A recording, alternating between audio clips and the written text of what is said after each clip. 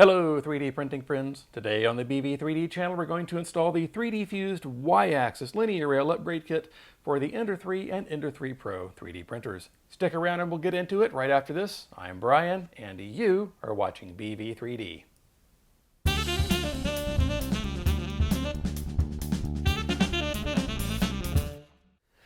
Hi, welcome back. So my friend Cody at 3Dfused was kind enough to send me their Y-axis linear rail kit for the Ender 3 and Ender 3 Pro 3D printer.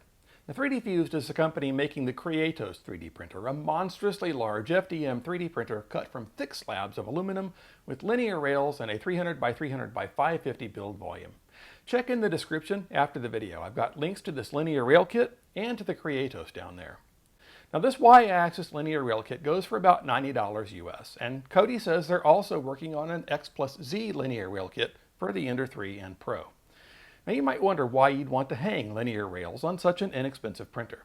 Well, the Ender 3 and Ender 3 Pro have good bones. The Ender 3 is a pretty good basic kit, and if you're the kind of person who likes to tinker, you can build it up into a pretty slick printer with linear rails and other upgrades, and you can do it as your budget allows rather than paying for it all up front. Now, having never seen a linear rail in person, I was somewhat skeptical that this one skinny little rail could support the bed without tipping to one side or the other. After all, one of the complaints about the Ender 3 is that its Y-axis runs on the 20mm side of a 2040 V-slot extrusion. That led Kreatos to use a 4040 V-slot extrusion on the Ender 3 Pro. The wider stance gave the Y-axis greater stability. But it turns out linear rails are freaking amazing. That one skinny little rail is rock solid and has absolutely no problem keeping the Y-axis sled moving smoothly in that one axis only. It doesn't twist, and what little roll there is appears to be flexing of the Y sled itself. Now, this is an installation video for the Y-axis rail kit, not a review. The review will come once I've spent some more time with the upgrade. And it's a simple bolt-on upgrade. The short version is remove the stock Y-axis components, bolt the new kit on, and transfer the motor, limit switch, and bed over to the new kit. Then adjust the Z limit switch because this kit sits lower than the stock bed by quite a bit. Then get your bed leveled or trammed and get printing. So having said that, let's get into the details of the installation process. Oh, and stick around to the end. I may have a surprise for you.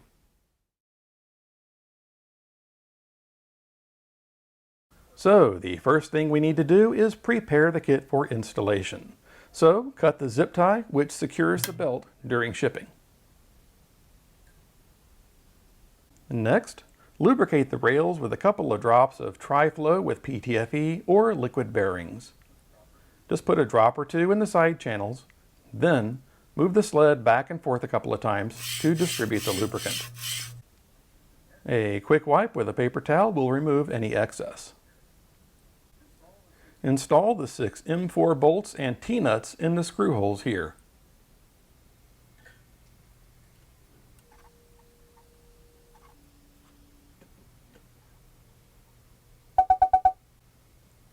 Now, the 3Dfused Y-axis linear rail kit for the Ender 3 and Ender 3 Pro is a low-profile replacement for the stock Y-axis.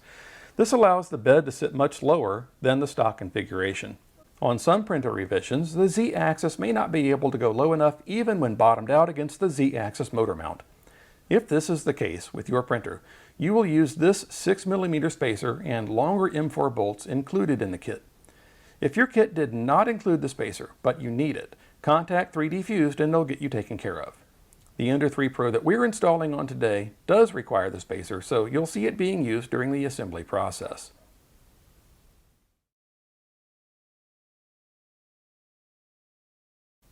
Manually raise the Z-axis of the printer as high as it'll go. This will give you plenty of room to work while installing the kit. Unplug the Y-axis motor cable from the Y-axis stepper motor. Unplug the Y-axis limit switch cable from the Y-axis limit switch.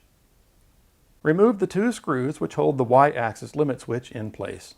There is one above and one below the connector. Then remove the Y-axis limit switch and set it aside. Release the tension on the Y-axis belt by loosening the 4 screws, 2 on either side, of the tensioning system. And make sure that the belt is loose. Slip the belt over the gear of the Y-axis stepper motor. Remove the 4 screws holding the Y-axis stepper motor in place. As you remove the last screw, support the stepper motor with your hand so it doesn't fall. Then set the stepper motor aside.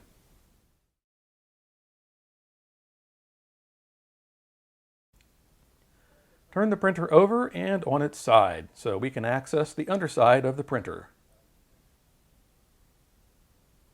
Remove the bolts securing the Y-axis assembly to the printer frame. The Ender 3 has 2 bolts while the Ender 3 Pro has 4.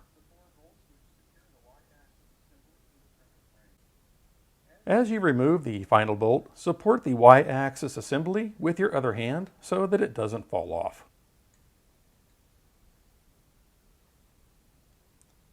Then, while holding the Y-axis assembly in place, return the printer to its full upright and locked position. Remove the leveling knobs from the bed.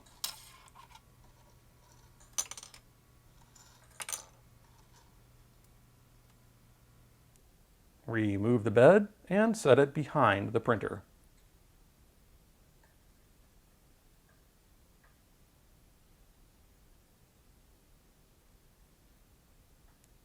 Then remove the Y-axis assembly and set it aside.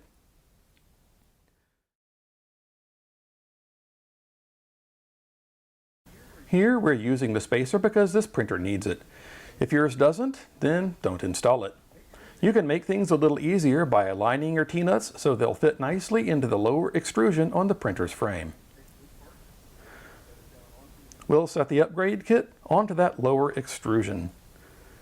Make sure the kit sits flush against the right side Z extrusion and then get those M4 bolts and T-nuts tightened up.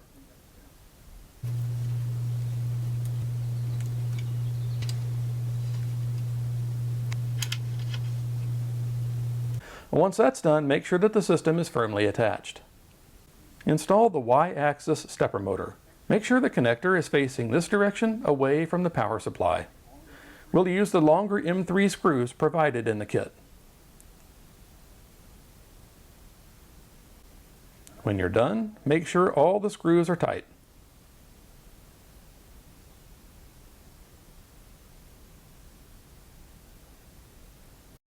Install the Y-axis limit switch on the Y-axis end stop slider using the 2 small black screws supplied with the kit.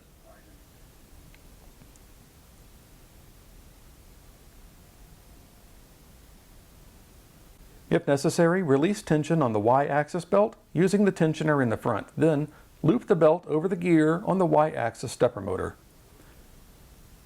Connect the Y-axis stepper motor cable to the Y-axis stepper motor. Connect the Y-axis limit switch cable to the Y-axis limit switch. Tension the Y-axis belt using the tensioner at the front of the kit.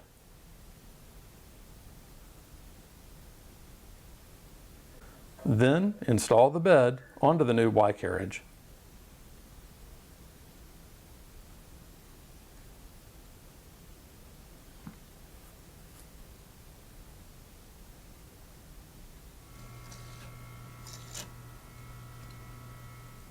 Because of the low profile of the kit, you can't fully compress the bed springs.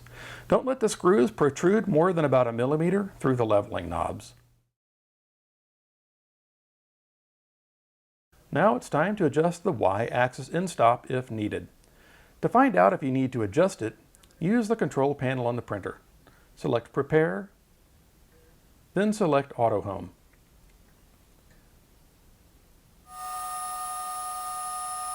You may notice that the nozzle is quite far above the bed when the axes are homed. This is due to the lower profile of the 3Dfused Y-axis linear rail kit. After we've adjusted the Y-axis end stop, we'll adjust the Z-axis end stop. Use the control panel to select Prepare, Move Axis, Move 10 millimeters, Move Y, and then turn the knob to move the axis to its maximum travel distance. If the belt slips or the motor grinds, when you reach the maximum position, you will need to adjust the Y-axis end stop. Here's how. Loosen, but do not remove, the screw which secures the Y-axis end stop slider. Move the end stop slider toward the back of the printer a bit, Then tighten the screw to hold it in place. Repeat the homing process to test the position. Repeat that until you're happy with the position of the bed both when it's homed and when it's at its maximum position.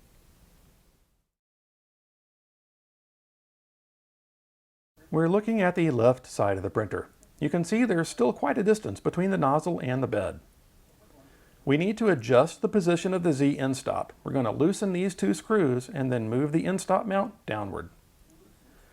Loosen but do not remove the screws securing the Z end stop mount to the printer's frame.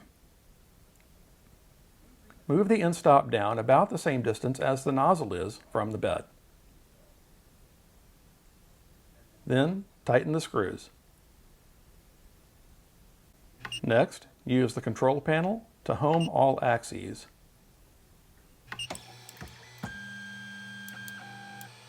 Well, that got us close, but we can get closer. So we'll repeat this process until we can get the nozzle about 1 millimeter above the bed. Right here is a small tab which prevents the end stop mount from moving below the edge of the frame. But we need to move it below the edge of the frame. So we'll move this so it sticks out just a bit, and that'll allow us to move the end stop mount lower. Then tighten the screws again and repeat the homing process.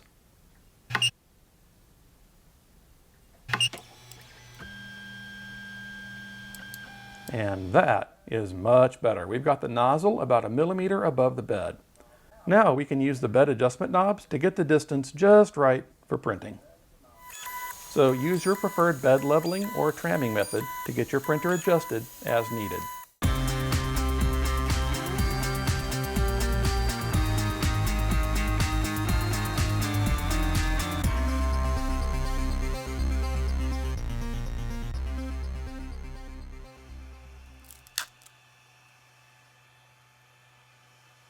And that's all there is to the installation. It's a simple, straightforward process, and you can revert to your stock configuration at any time. So congratulations, you now have linear rails on the y-axis of your Ender 3 or Ender 3 Pro 3D printer. And if you made it this far, thank you. And a big thanks to everyone who likes, shares, and comments on these videos.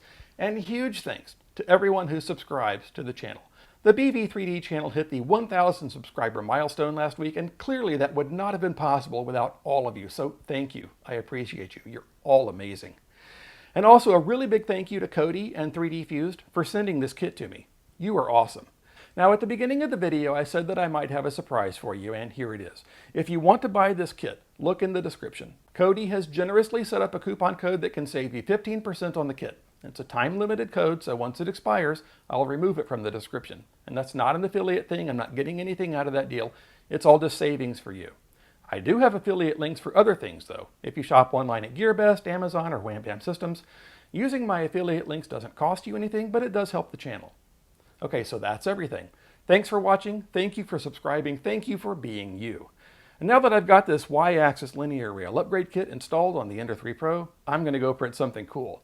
You do the same, and I'll see you next time.